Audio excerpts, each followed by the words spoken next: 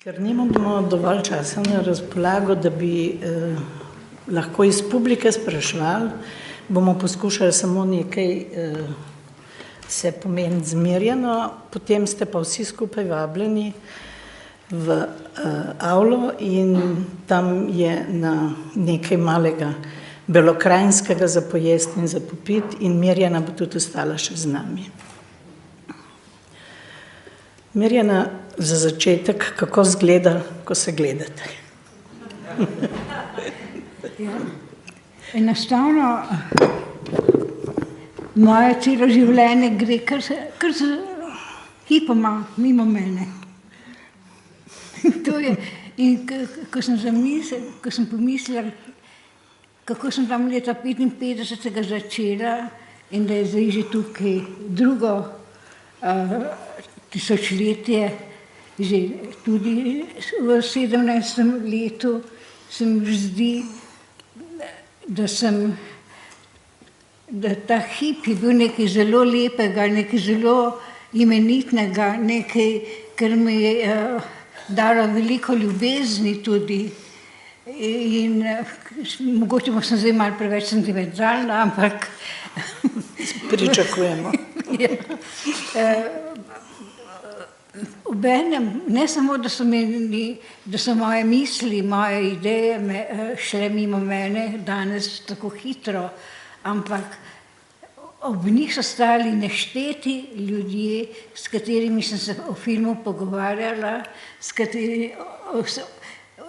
nešteto učnih ur, ki sem vedno postavljala vprašanja, a je to bilo potrebno, da sem šla v to smer, da sem vprašala to, da sem to rekla, ali bi bilo to lahko drugače. In to vam hočem reči, da ta ura minila z enim velikim bogastvom spominov. In pred mano so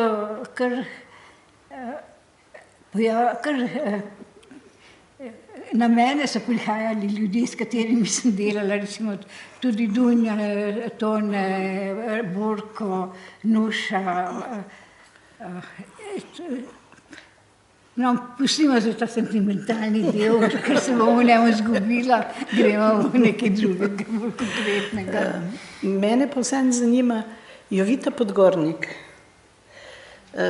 kako ste se vedve spoznali in kako se je vajino prijateljstvo pretvorilo v delo, ki ste ga vi kasneje opravljali?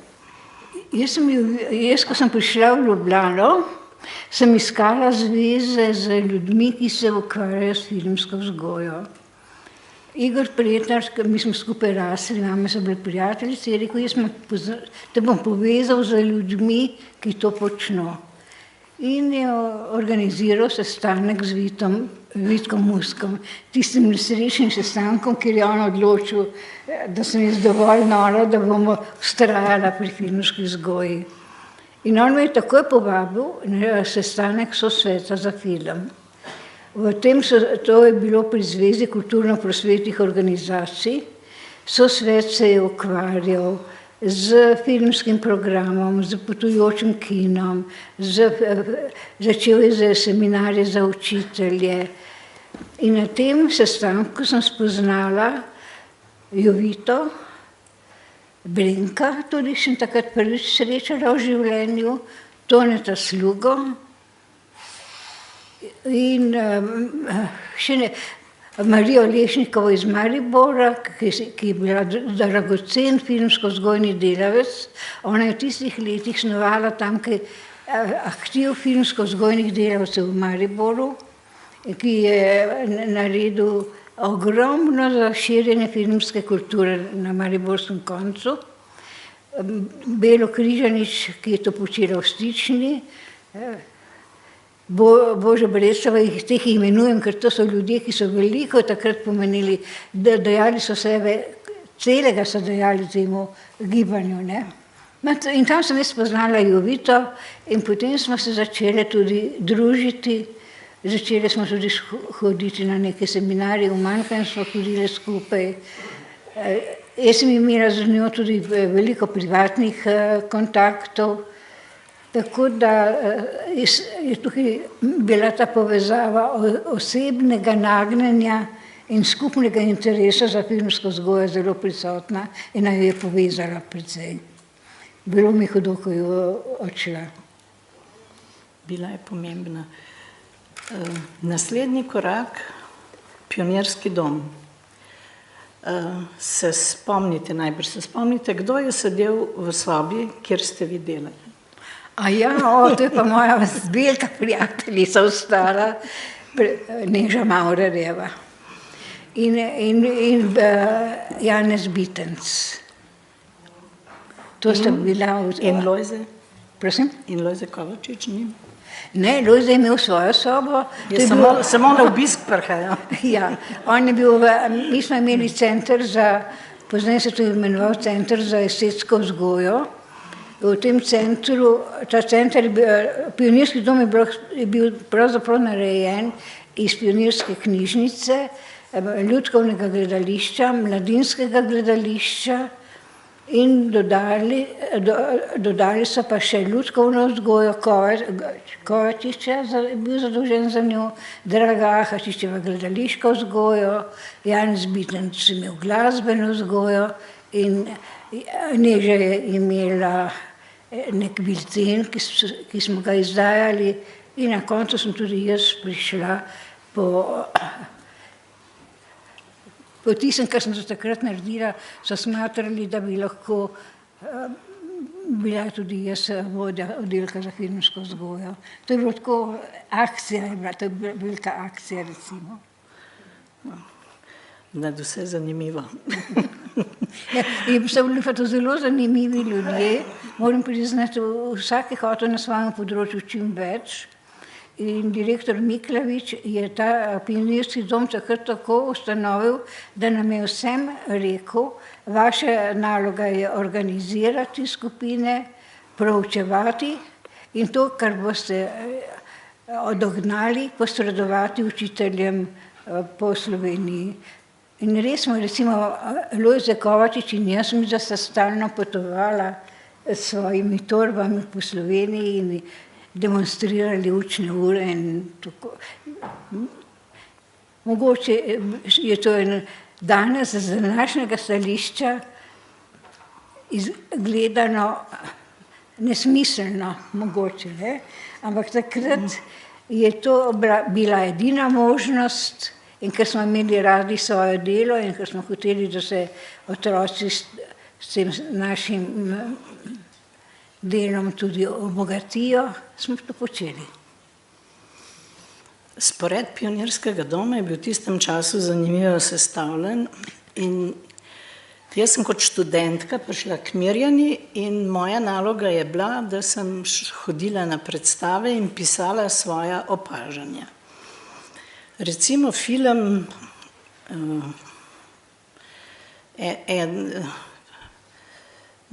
kako se mu je že reklo, v glavnem bil je kavbojski, sem videla 26-krat.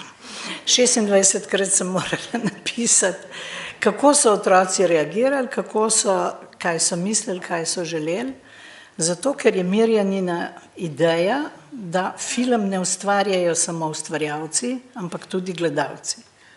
In ta vaša teza me zanima malo bolj. Pardon, Davy Crockett se je rekli film.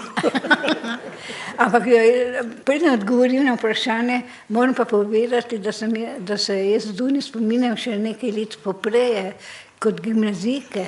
Prišla je v eno skupino našega oddelka z Malino Šmitovo, se vaju spominjam. Še nekdo je bil zraven, ampak vaju dve sta mi ostali v spominu.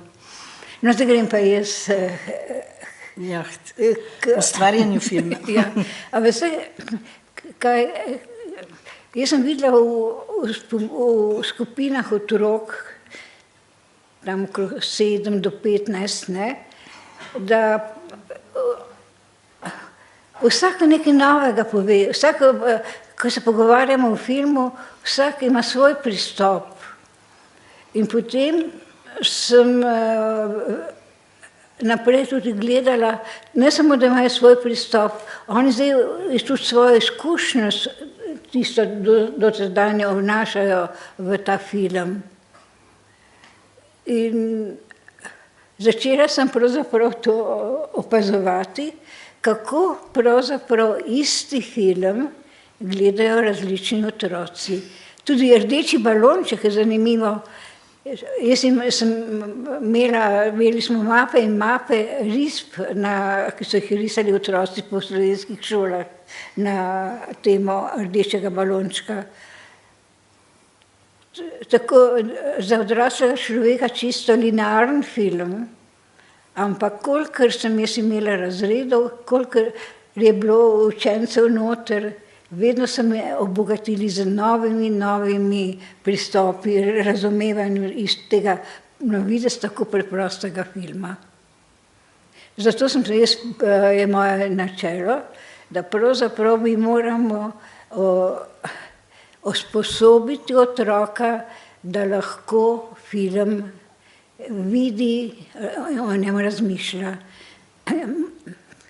Moja izkušnja pelje tudi v to, da je na začetku pravzaprav najbolj važno, da jaz razvijem veščino gledanja. To se pravi, da otrok zapazi stvari v filmu, ne tiste, ki so meni važne, ampak ki so za njega važne, da potem zna to povezati, da zna to razložiti, da vidimo, da to razume in da potem na koncu tudi to interpretira. In te interpretacije so vedno večplastne in toliko jih je, kolikor je otrok v skupini. Če ne želijo ugajati učitelju, no, to bi dodala zraven. Jaz moram tukaj dodati mojo izkušnjo z otrokom v slaščičarni. Mislim, da vam tega nikoli nisem povedala. Takrat, ko sem prišla iz Beograda nazaj, sem enkrat šla na kavico in pri mizi se usedla k otroku. Mama z deklico, 5-6 let je bila stara, tisti dan je videla Kravo na mesecu. Ta otrok je v tem filmu videl vse, kar v filmu je in več. In to je bilo, to je pravi Mirjanin uspeh. To je tisto, kar nas je naučila, tiste, ki smo bili v njeni družbi, ki smo bili z njo, ki nas je učila, spustila, pa spet malo zagrabila, da smo se malo zresnili, ampak to je tisto bogatstvo, ki ga je dala, zato ker je znala to vse pripeljati. Otroku 5 let, dati gledati ta film je hrabro in globoko premišljeno. In zato mislim, da je filmska vzgoja nekaj, kar je z Mirjanino pomočjo v Sloveniji odprlo en velik pogled na umetnost, ne samo na film. Mislim, da je to popolnoma enako. Potem ste se pa v nekem trenutku, istočasno s tem, da je obstajala šola za profesorje za filmsko vzgojo, lotili tudi snemanja filmov.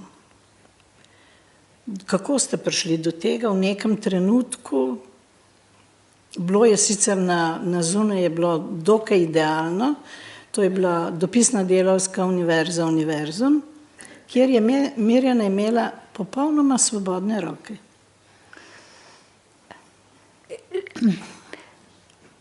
Ko sem kot študent začela svojo pedagoško pot, sem videla, kako so nekatere profesorice, ki so bile že starejše, izgubljale živce, da nikoli niso otroka udarili, kar naenkrat samo klofuto primazala in tako naprej. Sem si takrat, ko sem imela 24 let, prisegla, da v tistem trenutku, ko mi bo prvič postalo dolg čas na učni uri ali ko me bodo otroci motili, moram iti v drugačno, moram oditi iz pedagoškega direktnega kontakta. To je bilo to ni bil predsodek, to je bila ena izkušnja, ki je bila zelo grenka, ko si videl, da tisto zlomljeno profesorico, ki je primazala klofevto otroku, ker v svojih 30-letni praksi ni naredila, sem videla, da je pravzaprav pedagoško delo izredno težko in da ti nekega dne popustijo živci. In tega sem se bala. In slučajno je bil razpis za urednika za film pri dopisni delavski univerzi in sem se prijavila in prosila, povedala svoj koncept, ki sem ga potem tudi zelo svobodno lahko izvajala. Tako je se to zgodilo, ne? Ker ljudje, ki so me povabili, so bili širokega srca. In potem ste se odločili za dve smeri. Za serijo Slovenska ljudska kultura, kjer ste angažirali same mlade avtorje, začetnike, nove, nadarjene, bodočnost slovenskega filma in malo starejše, ki so se ukvarjali z družbeno pomembnimi zadevami. Vas je oboje enako izpolnjevali ali ste imeli kakšne prioritete pri tem? Je težko, to so vse tvoji otroci na koncu, ne? Tudi pri otroku nimaš enega raja kot drugega, ampak več srca je bilo le pri teh etnoloških filmih. Čeprav mislim, da smo imeli zelo dobre sodelavce, ki so nam pri teh družbenih temah pomagali. Lotili smo se tudi samoupravljanja, ne, potem veliko smo iz literature posneli razmišljanja, 3 filmi so bili, ne, Vidmarjevi. Sandi Čolnik je bil pravzaprav avtor vseh teh družbeno pomembnih filmov, ne. In sam je pisal scenarije in tudi same delal dialoge. Bil je res enkrat, nisem nikoli pričakovala, da ima te talente, ki so se tukaj pokazali, ne.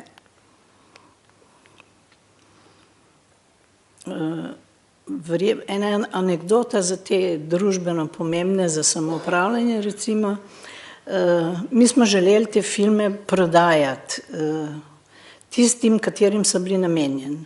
In med drugim sem jaz šla enkrat predstavljati to samoupravno serijo v Beograd, generalštabu. Mislim, da se nikoli v življenju še nisem počutila bolj čuden, kot tisti trenutek, ko so pred mano sedeli, vsi generali, vodje, vse, in so bili neskončno navdušeni. In to pomeni, da je Mirjana uspela s temi svojimi sodelavci, ki jih je izbrala, ki so pa bili prva liga. To je pač, ne vem, tako to pač vedno smo jo spoštovali, vsi so jo spoštovali, še vedno jo spoštujemo in jo imamo radi in smo takrat res lahko uspeli, ampak veste, v tistih časih, to je, ne vem, leto čudno, daleč nazaj. Tudi bil čisto drugi pogled, kot ga danes hočejo ljudi mečejo na to samoupravljanje. V tem uredniškem odboru so bili Peter Jambrek, je bil Ernest Petrič, je bil sodnik Šinkovec, Sandi Čolnik se je naredil sam scenarije, sam izbral, bilo je pa, ni pa bilo učenje, ampak je bil pogovor med Polono Vetrihovo in Markom Simčičem o problemih, ki naj bi jih samoupravljanje reševalo. In to se zato armija je hotela kupiti, zato smo mi tudi šli v sinhronizacijo takrat, ampak potem se je vse to nekako spremenilo. Zelo hitro. Tako da smo tudi v vsaki temi smo skušali najti tisto, kar je za človeka bilo pomembno, ne? Vsaj meni se je dozdevalo tako. In da se ne bi gibalo samo po filmu, Mirjana je imela zelo bogato in pisano privatno življenje. v najlepšem pomenu besede. Mirjana je čudovita gostiteljica, Mirjana je človek, ki te napoti na pravo knjigo, napoti, kaj moraš iti pogledati. Verjetno je sreča, da je bil Bogdan slikar, da je tudi na tem področju bilo. Odkot so bile vaše proslave na prvi dan 3 letnih časov? Ja, resnično, prvi dan pomladi smo praznovali, in to so bile kar odprte vrata, ne? Ja, zelo. Ja, na prvi dan pomladi, na prvi dan poletja nismo, zato ker imam 19. junija rojstni dan, pa smo zamenjali prvi dan poletja z mojim rojstnim dnevom in prvi dan zime. Jesen pa nisem, ker je nimam rada. In to so vsi prišli, lepa srečanja so to bila, res lepa srečanja.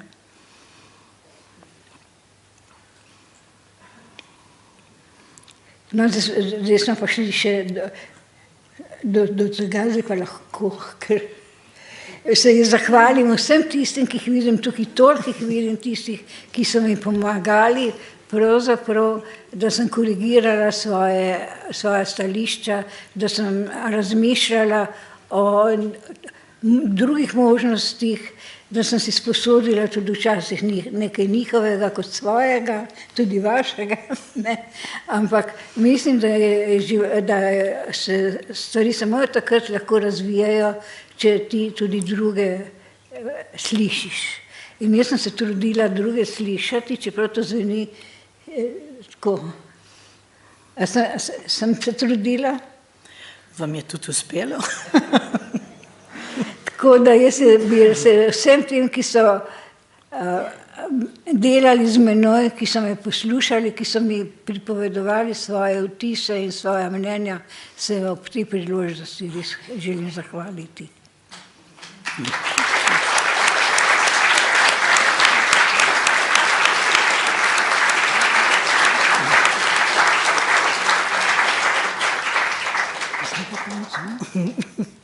Mirjana pravi, da bi bilo lepo, da če bi bil konec, končali bomo pred dvorano. Kot sem rekla, Maja je pripravila pogačo in kozarec vina, oziroma ne vem, ali so... Ne ti, potem pa se opravičujem, ne vem, kdo je organizator. Pogačo je moja mama pripravila. Razgovor Mirjana, dokler bo šlo. Vina pa tudi nekaj belokranjskega je, ne? Tudi tako da... Mogoče zanimivo tudi potem, zdaj vse, ko smo že nehali, bom rekla, snemati, pa sem šla spet na televizijo, v arhiv, ne? Pa sem rekla, kaj tam delam, pa je potem tudi rekla, gospa, recimo Jožica Hafner, rekla, ja, jaz sem bila tudi učenka od Mirjane Borčič. Pa zdaj me pokliče nekdo, pa pravi, ja, Lili Nedič, ona je bila tudi učenka, ni Mirjana Borčič. Tako da, ne, ogromno je res ljudi, na katere je Mirjana v bistvu vplivala, zaznamovala, ki so potem tudi slovensko filmsko sceno na različnih področjih strokovnih zaznamovali. Drugače pa vse, kar vas več zanima, najdete v teh knjigah, ki so prikazane v filmu tako namerno v bistvu kot so. In mislim, da tudi film je narejen tudi ne samo s vsemi temi, Mirjana, tvojimi učenci in sopotniki, ne, tudi zaradi tega, ker ti v svojem publicističnem delu vedno, nikoli nisi dejansko ti ohranila ta spomin, najprej v knjigah, ker če ti tega ne bi zapisala, tistih v bistvu 2-3 knjig, te filmske vzgoje in te zgodovine filmske vzgoje sploh ne bi bilo. Ne. Tako da je to res izjemno dragoceno in iz vsega tega, pa tudi nekih drobcev tukaj, ki smo jih zdaj v bistvu zbrali noter, mislim, da je odprto, da se marsikaj še da narediti, tudi kakšni drugi portreti, ne, zgodovina filmske vzgoje, zgodovina pionirskega doma. In mislim, da tudi ta filmska kultura v tem slovenskem prostoru z nekimi dokumentarci in mislim, da tudi Mirjanin portret to odpira, in upam, da bo odprla še bolj, da bo pač ta slovenski film in Mirjana tvoja dediščina šel naprej in se širil. Se mogoče ne bo zvenelo preveč domišljavo, ampak zdaj po teh besedah lahko samo sklenem, da nisem zaman živela.